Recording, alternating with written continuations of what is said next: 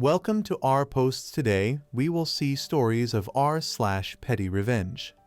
Super fussy home buyers lose out on valuable house supplies because they can't be polite. I just sold my parents' house. I cleared out everything and gave everything a good clean. It had a professional clean when I put it on the market, and nobody was living in it since then. It's 2 days post-closing, and the new owners blew up the realtor's phone with all the garbage left behind. Some crackpot rumors, complaints about some things not working, and the dryness of the yard, and some other baseless issues. First, the stuff left behind was house stuff. Extra hardwood, extra tile, extra light bulbs. The house has some fancy expensive lights. There was also the middle section of the dining room table, which stayed, and the custom paint colors for the interior, exterior, and trim. Everything was custom when my parents built, so the paint has the specific codes. The crackpot rumors were that I left garbage outside for 3 days and drove away saying, "I don't care." I was back and forth to place a lot cleaning. Stuff I couldn't take or sell I put for free on the road, not garbage. And several days before closing, I paid my neighbor to remove it with his trailer. I had said to him, "I don't care about this stuff, so if nobody takes it, don't worry about it and just take it to the dump and I'll pay for it." When I did my last inspection and cleaning 2 days before closing, nothing was in the driveway. All garbage had been removed. Anything not working had turned up in the home inspection, and the buyers were well aware. Now they are trying to bill me. As for the dryness of the yard, we live in an arid semi-desert. There is not much I can do about it. The yard hadn't changed much between when it was listed and when it closed. Summers are hot here, weather has been in the high 30s Celsius, and there was a fire nearby. Even though I don't live nearby 2 hours away and have 3 kids, I offered to come help clear up some of their complaints. I made sure I took everything not explicitly stated in the contract. So I took all the bulbs, tiles, extra flooring, and paint codes. No way in heck are they ever going to match properly. I also took a very expensive BBQ grill that was hooked up to the natural gas. It's a very nice grill, but my current residence doesn't have a natural gas hookup, and honestly, I don't have much interest in BBQing. But I know the new owners remarked on it, so I thought I'd be nice and leave it for them. The other thing that isn't explicitly stated was a large metal gazebo shading the back patio. It's the perfect size for back there.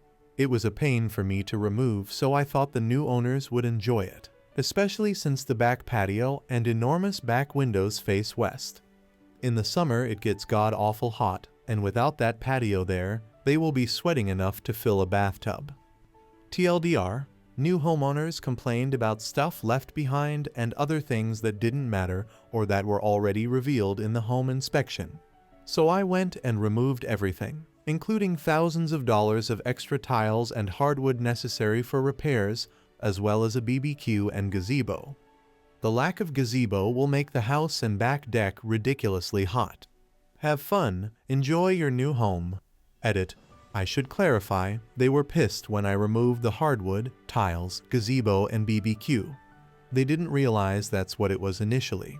And unless they plan on totally repainting as opposed to spot touch-ups, they will miss those paint codes. The biggest petty revenge is the BBQ and gazebo, as those were sweet little gifts that I know they wanted. The gazebo especially is the only thing keeping the entire house from being an oven in the summer. Next story. Want to use me as a bad example? Enjoy your glitter bomb. So my mother 52F is married to a complete twat waffle of a man who she has been with for 6 years. I can't stand him. He has an ego that can only be rivaled by alpha idiots lol. He has disrespected me in my own home, telling me I need to start dressing like an adult. I like to dress in what would be considered Gothemo attire. When my son was admitted to hospital after a seizure that nearly killed him, I jokingly said to my mother over video call, "I'm sorry I ruined your honeymoon," and his response was, "Well, if anyone was going to, it would be you." This was not said in a joking manner. The audacity of this man. My flabbers were completely gasted that he would say something like that when my 2-year-old son was on a ventilator. But anyway, I digress. I will say that over the 6 years my mother has been with this man, he has made no effort to get to know me or my 3 children, and I've actually only spent time with him a handful of times, and during these times he was incredibly condescending and rude. I helped my youngest sister move out of their house this week after some boundaries were crossed, and my mother devolved into what can only be described as a temper tantrum of epic proportions, i.e. shouting at me over the phone because I was not entertaining her bullcrap. My mother could have her own thread with her ridiculousness. My sister went back to my mother's house without me to pick up some more of her things. My mother was not there. This is important. Her husband decided this is a brilliant time to start berating my sister about how she is moving out and says, "This isn't something you do. This is something that X does," meaning me. Excuse me. Now, I was very mentally ill when I was younger, between the ages of 11-15. I'm now 33, going to university where I just passed my first year with distinction and got on the dean's list for excellence. But I've worked so hard on getting better and making sure my children have all the support I never got. I won't lie, I was pissed. This man knows nothing about me at all, including how ******ing petty I am. So I have sent him a glitter bomb full of as much glitter and shiny penis confetti as I could order, about £30 worth, and have sent it to him with a note attached saying, "You want to talk about what I do? This is what I do." I should also mention that my mum has repeatedly told me how much he hates glitter and how he thinks it the work of the devil. So I really hope he enjoys cleaning all the sparkly penises. I really wish I could be there to see the look on his face when he realizes that not only do I know what he said, but that he now has to explain to my mother why I sent it. It might not be the best petty revenge, but it warms the petty place in my heart, knowing that he will be finding glitter and penises for months, and every time he does, he will remember not to use me as a bad example, because I'll give you a reason to call me one. Update. I'm back. So I have the most wonderful update for you all.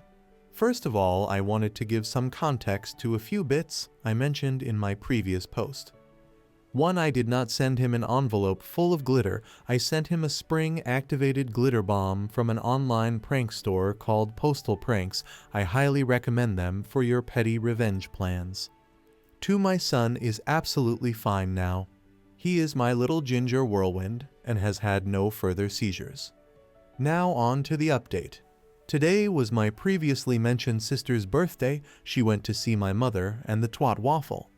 Whilst she was there, my mother's husband mentioned to her that someone had glitter bombed him. He then goes on to tell her how he opened it just as he was about to leave for a work trip and was completely covered in glitter and sparkly penises. He then proceeded to lose his crap. He was so covered in glitter he had to change as it was inside his clothing. This delayed home for about an hour. My mother proceeded to lose her crap as she had a guest over at the time who witnessed the entire spectacle take place. My sister, those drama classes truly paid off. Here goes on to ask questions to see if he had any idea who had sent it, and that's where it gets mind-blowingly good. He has no idea it was me. Neither him or my mother have any idea who sent this or why he got it. He obviously has no idea that my sister told me what he said about me, so now I am deciding how I want to let them know it was me, or if I do. Maybe I'll just let him have a stroke every time he sees a package that he didn't order. TLDR, my mother's husband is in butthole and was incredibly disrespectful of my mental health, so I sent him a penis-filled glitter bomb, and he has no idea it was me. Next story. I delivered revenge like a Disney princess. Came here because of the click. So, here in my block we have this neighbor who is just the combination of every bad neighbor habit. To make things more visual, we're mainly talking about half a block here. The majority of the houses are 2 stories, except the one in the middle that is a car detailing and accessories store. So this store's roof makes every house on this half block visible to each other. So, the major complaint is the noise. This guy blasts trash music all day long, which would not be a problem if this guy respected the volume and time allowed. Everyone in the block has called the police because of the noise after 12 am at least once. When my family called the police at 3 a.m., the police told us that the sound had already exceeded the permitted decibels since before the street began. But I guess money is not a problem for this guy, because he keeps doing it. Since everybody was calling the police on him because of the noise, he decided to call the police because of the noise of a newborn baby crying. When the policemen arrived, they told the guy to F off. So that was a mini win. Besides, this guy's also a creep that keeps staring through every window. The majority of the neighbors had installed tinted windows or curtains because of this particular guy. I literally couldn't enjoy sunlight because this dude kept staring at my window whenever my underage sister was on the room. Obviously there's more, but this were the major complaints. Cue the revenge. Since this dude is used to be awake during the night blasting terrible music, he sleeps basically all morning and absolutely hates birds chirping because it wakes him up. You can literally hear him complaining and closing the windows when the birds start singing, so I decided to plan based on that. I asked every neighbor if they were okay with the birds chirping. The majority said they love it. Then I asked the detailing store if I could scatter some seeds on their roof to attract birds. The owner said absolutely yes, because the guy threw trash at the store's roof. So every single week the owner had to clean the gutters. So I started scattering the seeds every day at 5 a.m. the store's roof, and in less than 1 week, I have a full army of birds. I also started putting things like leaves, twigs, dog hair, and other things so the birds could build nests nearby. In my window, there's also water for the birdies. Now, the most delicious part of my revenge was when I decided the birds needed a little treat. I have a friend that breeds insects for people to feed their exotic pets, so I asked him for 100 crickets to feed the birds. He gave me an amazing discount, and the next day, I was also scattering crickets in that roof. The birds started eating the crickets, but obviously they couldn't eat them all, so the rest of the dozens of crickets that escaped ran to the nearest shelter, the idiot's open balcony. You may think, couldn't he just kill the birds or something? Well, he tried, but the odds are in our favor, because the birds that come chirping on his windows are protected by ambiental law. So if he tries to harm them, he'll pay a much more expensive fine than the sound pollution one. Now, my block is the only place in the ghetto where you can wake up every day like a Disney princess with more than 30 birds chirping and the sounds of a very distressed evil neighbor. Next story. Almost full shopping cart that was blocking aisle. I was grocery shopping and a woman left her cart almost completely blocking the aisle while she went to a different aisle. I don't think she could have blocked the aisle better if she tried. There was more than enough room if she had just put it to the side and faced it correctly, but she left it in the middle of the aisle sideways. It was almost completely full, so she had been shopping for a while. The fact that she was being so inconsiderate of everyone else annoyed me. I did a quick scan of the cart and did not see anything that was perishable and pushed her cart like 5 aisles from where it was. About 5 minutes later, the grocery store announced over the PA, if you took a cart from aisle X, you may have taken the wrong cart. Please come to the customer service area. 5 minutes later, same announcement. I smiled and finished shopping, thinking of her having to start from the beginning. Next story. I've been feeding fish away from someone's fishing spot. I got a dog and my dog likes to swim.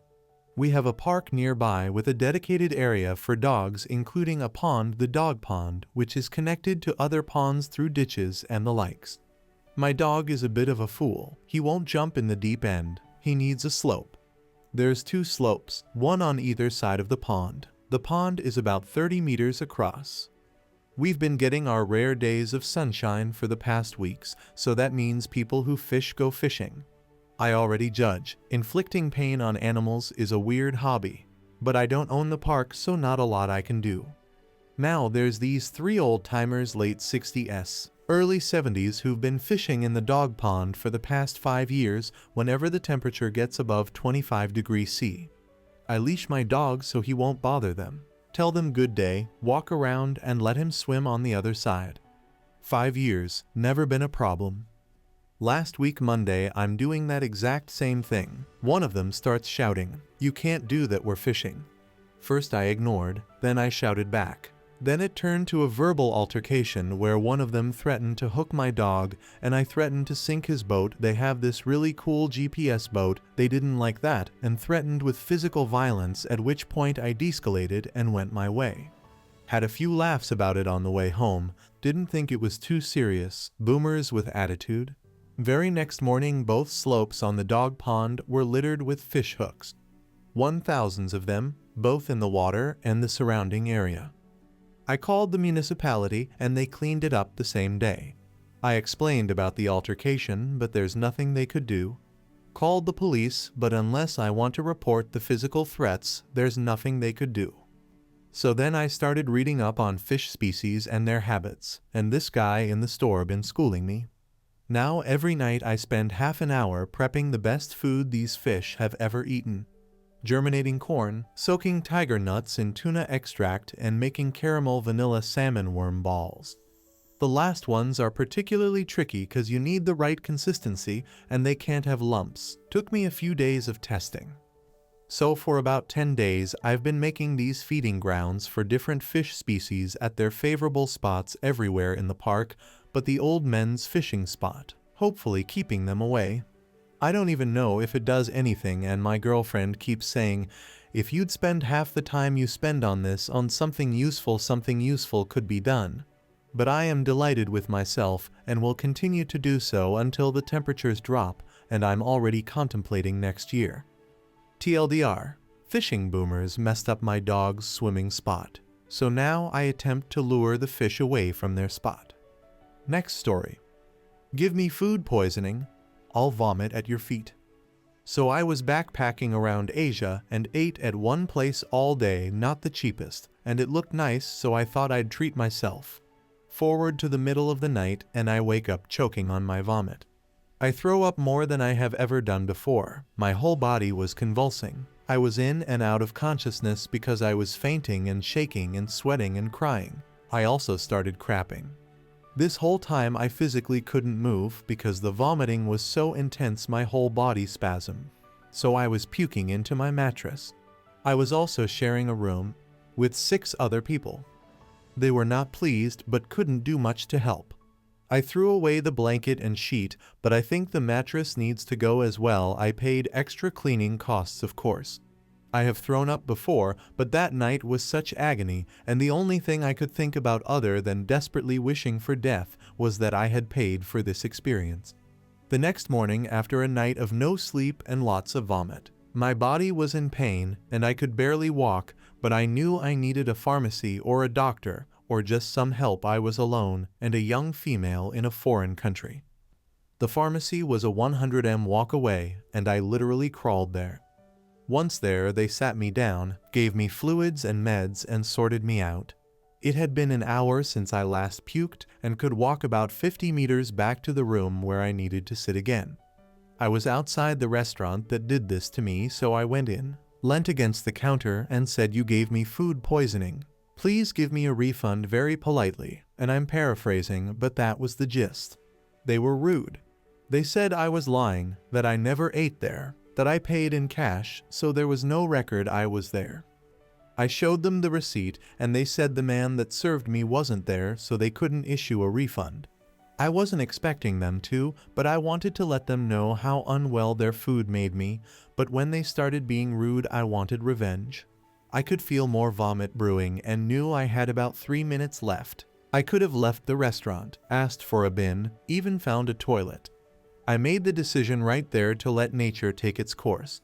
I vomited all over their floor, mostly just bile, but a sip of water I had managed to drink, at the feet of the rude staff member, looked them in the eyes and said, "Here is your proof I paid you for this. I need to lie down," and promptly left.